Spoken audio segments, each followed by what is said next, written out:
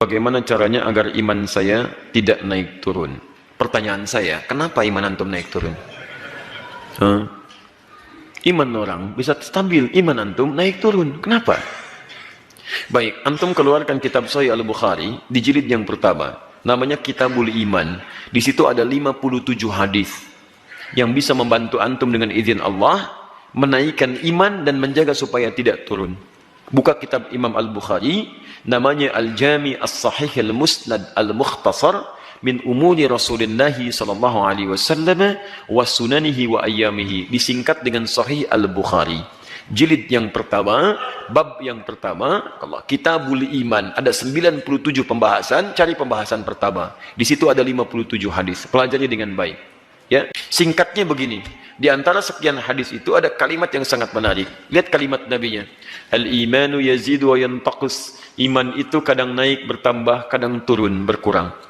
Lihat rumusnya. Yazidu bitta'ah. Dia akan naik, bertambah dengan banyak mengerjakan ketaatan.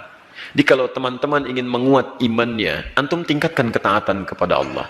Bentuk ketaatan itu amal saleh. Orang lain salat fardu, antum tambah salat sunnah. Orang lain berjamaah di rumah, antum berjamaah di masjid. Orang lain baca 1 ayat, antum 10 ayat.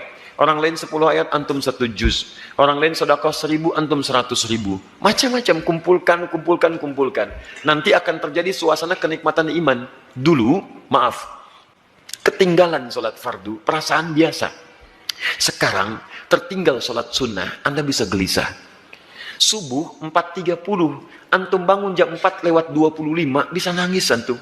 Astagfirullah ya Allah, astagfirullah. Padahal adzan subuh aja belum. Kenapa Pak? Ketinggalan tahajud mah. Ya sudah, besok jangan begitu lagi Pak ya. Insya Allah. Besok pasang aja alarm kita sama-sama. Ya udah mah, pasang dari jam berapa? Jam 2. Masya Allah. Jam 2 tuh, padahal pengen bangunnya jam 3 misalnya. Bisa dipasang. Bahkan 3 kali seperti kalian kita bahas kan. Jam 2:04, 2:30, 2:45. 2:04 matikan alarm untuk yang kedua.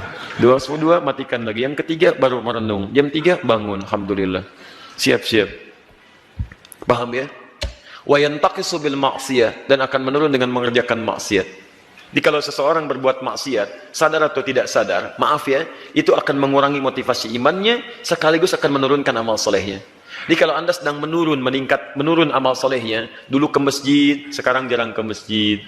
Maaf ya, dulu tahajud, sekarang jarang tahajud. Coba cek, mungkin ada maksiat yang pernah Anda kerjakan. Urusannya nggak jauh dari urusan dunia. Nggak jauh dari urusan dunia. Biasanya kalau sudah semakin lekat dengan dunia, itu akhiratnya semakin berkurang.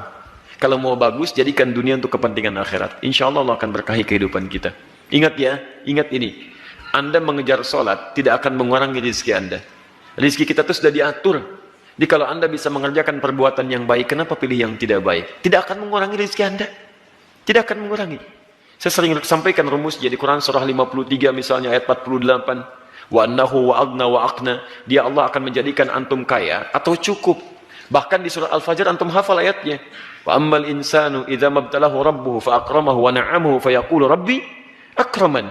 Wa amma idza mabtalahu fa qadara alaihi rizqahu fa yaqulu rabbi hadan. Lihat, pertama Allah tambah rizkinya. Lawan dari tambah apa?